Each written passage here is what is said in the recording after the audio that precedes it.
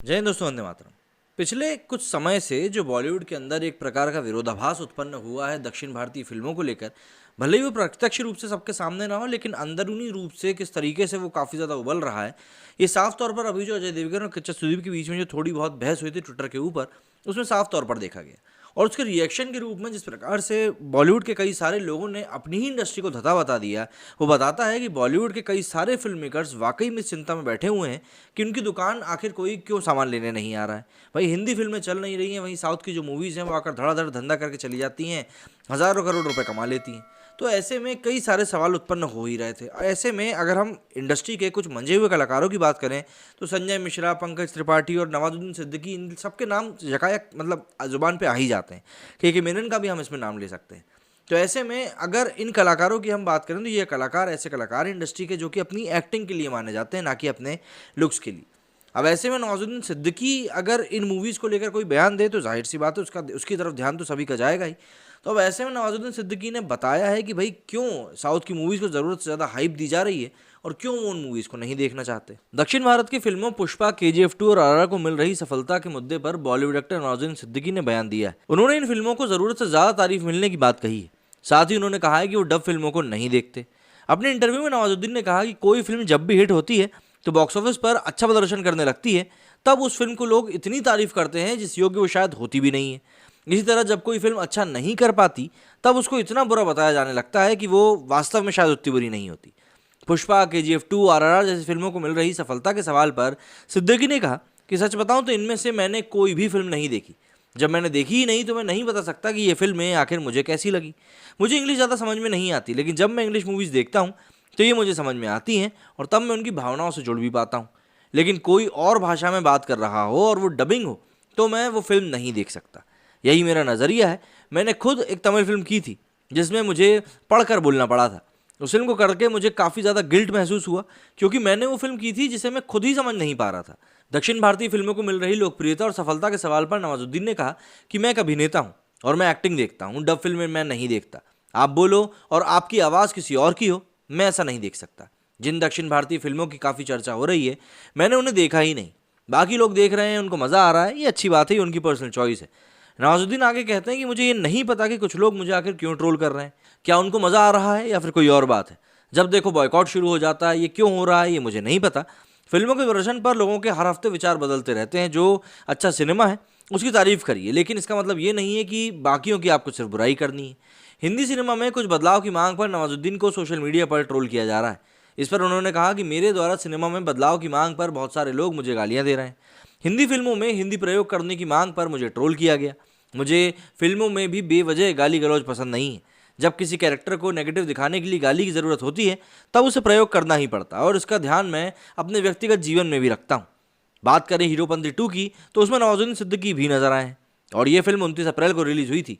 IMDb की बात करें तो इसे IMDb पर मात्र 2.7 रेटिंग मिली है। पहले और दूसरे मतलब कि शुक्रवार शनिवार की अगर हम बात करें तो 2 दिनों में इसका कुल कलेक्शन 6.5 करोड़ और 4.5 करोड़ रहा। साउथ की फिल्में और उनकी सफलता को लेकर नवाजुद्दीन सिद्दीकी ने जिस तरह की प्रतिक्रिया दी है, अब जरा उसकी सच्चाई भी जान लेते हैं। KGF 2 की बात करें तो रिलीज के तीसरे सप्ताह में भी ये हिंदी फिल्मों को पानी पिलाती दिख रही है। शुक्रवार को इस फिल्म की कमाई 4 करोड़ रुपए हुई। 1,000 करोड़ रुपए की कमाई करके इसने फिल्म इंडस्ट्री के कई रिकॉर्ड ध्वस्त कर दिए हैं।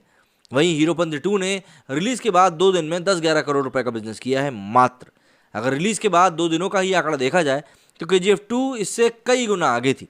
मतलब आप सीधे सीधे अंदाज़ा लगा लीजिए कि यश की KGF 2 ने 2 दिनों में दुनिया भर में 300 करोड़ रुपए कमाए थे और अगर सिर्फ और सिर्फ हिंदी वर्जन की बात करें तो उसने मात्र 2 दिनों में ही 100 करोड़ रुपए कमा लिए थे।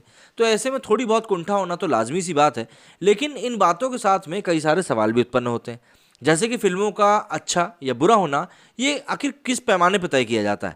तो देखिए, ये कल्पना करना असंभव है कि कोई एक फिल्म सभी को पसंद आ जाए। लोकतंत्र में अच्छे और बुरे सभी के फैसले बहुमत से होते हैं। ठीक वैसे ही बॉक्स ऑफिस पर भी ये बहुमत किसी फिल्म के बॉक्स ऑफिस कलेक्शन से निकल कर आता है। यानी किसी फिल्म ने ज़्यादा कमाया तो स्वाभाविक मान लिया जाता है कि उसने दर्शकों को बेहतर मनोरंजन करके दिया है और वो फिल्म अच्छी ही रही होगी। फिल्म का बिजनेस नहीं करने पर इसका ठीक उल्टा होता है और उसको समझ भी लिया जाता है कि ये मूवी सही नहीं है। कारोबार खराब होने का मतलब है कि फिल्म का खराब होना, सीधी सी बात है। लेकिन आपको ध्यान यहाँ रखना होगा कि गलत चीज़ों के लिए भी कई मरतबा बहुमत नजर आता है। ये तो रही सिनेमा की सफलता को लेकर औसत समझ की बात है। लेकिन नवाज के बयान की सबसे मज़ेदार और बहस तलब चीज़ तो ये है कि उनके बयान को उनकी निजी राय मानना और उसके विश्लेषण में नजर आती है।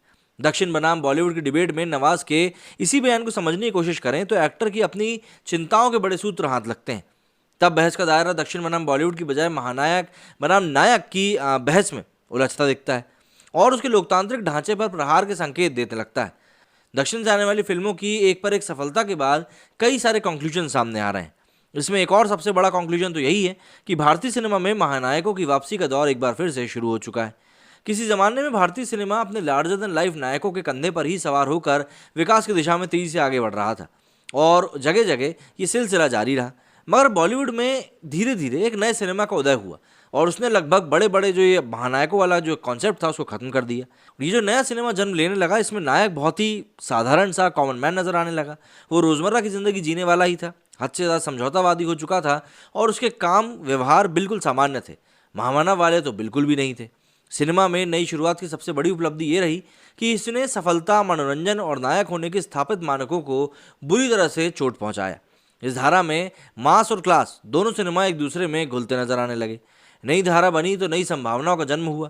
सिनेमा का स्केल छोटा होता गया लेकिन कहानियों का कैनवास ज़्यादा बड़ा नजर आने लगा। नए नए एक्टर के साथ प्रोफेशनल्स भी निकल कर आने लगे। 2-3 करोड़ में भी फिल्में बनने लगी और ऐसा नहीं था कि ये फिल्में कमाई नहीं कर रही थी। ऐसी कई सारी मूवीज आई जो कि सस्ते में बनी और कमाई करोड़ों की करके चली गई। सबसे बड़ी बात तो ये रही कि इस धारा ने संभावनाशील अभिनेताओं, निर्देशकों और लेखकों के लिए सिनेमा के बंद दरवाजों को खोल दिया, सकरी गलियों को चौड़ा कर दिया। इसी धारा ने बॉलीवुड को मेथड एक्टर्स की फौज दे डाली। यहाँ हम बात कर सकते हैं स्वर्गीय इरफान की और इसके बाद राजकुमार राव, नवाजुद्दीन सिद्दीकी, पंकज त्रिपाठी, संजय मिश्रा और न जाने कौन कौन। आज की तारीख में नवाज का मुकाम साफ नजर आता है। पिछले 2 दशक में नई धारा की सैकड़ों बॉलीवुड फिल्मों को उठाकर देख लीजिए, उन्हें किसी बाहुबली, पुष्पा, RRR या KGF 2 से तुलना करके देखिए, आपको साफ तौर पर समझ में आ जाएगा। बॉलीवुड की नई धारा में बना सिनेमा उनके स्केल के लिहाज से बहुत छोटा नजर आएगा। नवाजुद्दीन की चिंता निजी है। उन्हें मालूम है कि जिस तरह से दक्षिण के सिनेमा को महिमा मंडित किया जा रहा है उसके असल परिणाम क्या होने वाले हैं। निर्माता तो फायदे के लिए ही फिल्में बनाता है। भारी मुनाफे और चकाचौंध से वो उसी तरह की महामानवीय कहानियों की तरफ भागेगा। बड़े बड़े बैनर, बड़े बड़े दर्शक, बड़े बड़े लेखक और उसमें से एक बहुत बड़ा सितारा जिसके अकेले कंधे पर पूरी फिल्म का बोझ होगा। हीरोइन शोपीस और खलनायक पिटने भर के लिए होगा। बाकी तमाम एक्टर सिर्फ पिलर की तरह नजर आएंगे। कल्पना करिए कि अगर हर दूसरी फिल्म RRR और KGF 2 जैसी बनने लगे तब उसमें नवाजुद्दीन जैसे नए नवेले अभिनेताओं के लिए आखिर कौन सी जगह दिखेगी। RRR और KGF 2 जैसी फिल्मों में Ram Charan, junior NTR, Alia Bhatt, Ajay Devgn, SS Rajamouli, Yash, Sanjay Dutt, Raveena Tandon और प्रशांत नील के अलावा काम करने वाले कितने चेहरे आपको याद हैं। दक्षिण की फिल्मों को देखने वालों से पूछना चाहिए कि क्या ये कल्पना भी की जा सकती है कि दक्षिण की धारा में 50 साल से ज़्यादा उम्र का कोई संजय मिश्रा, 4 सेकंड की रील में दिखने के लिए कोई नवाजुद्दीन सिद्दीकी या फिर पंकज त्रिपाठी भी हीरो का सपना पाल सकता है। जब हम इस आधार पर देखते हैं तो नवाज की बात जायज़ लगती है और किसी फिल्म की सफलता के मायने उसके भारी भरकम कारोबारी आंकड़े से कहीं अलग नजर आने लगते हैं। ये मानने को में भी संकोच नहीं करना चाहिए कि बॉलीवुड ने एक फिल्म से 1000 करोड़ कमाने के बजाय सिनेमा को आगे बढ़ाने, उसे गहराई देने और उसके मायने बदलने के लिए अब तक शानदार काम किया है। वो फिल्में जो भारतीय सिनेमा में 100-200 या फिर 1000 करोड़ नहीं कमा पाती, उनकी खूबियां भी तलाशते हमको रहना चाहिए, बायस नहीं होना चाहिए। भला इसे नवाज से अच्छा कौन समझ सकता है कि RRR और KGF 2 के नशे में फिल्म उद्योग के आ जाने के बाद भविष्य में उनकी तरह के अभिनेताओं के लिए रास्ते कितने तंग हो जाएंगे। तो यहाँ पर कहीं ना कहीं आप नवाजुद्दीन सिद्दीकी की इनसिक्योरिटी को भी एक इल्ज़ाम दे सकते हैं कि उन्होंने इस तरह का बयान दिया। लेकिन अभी जिस तरह की हवा चल रही है उस हवा में हर एक बात नवाजुद्दीन के खिलाफ ही जाती हुई दिखेगी। मेरे स्टूडियो में फिलहाल इतना ही। जय हिंद, जय भारत।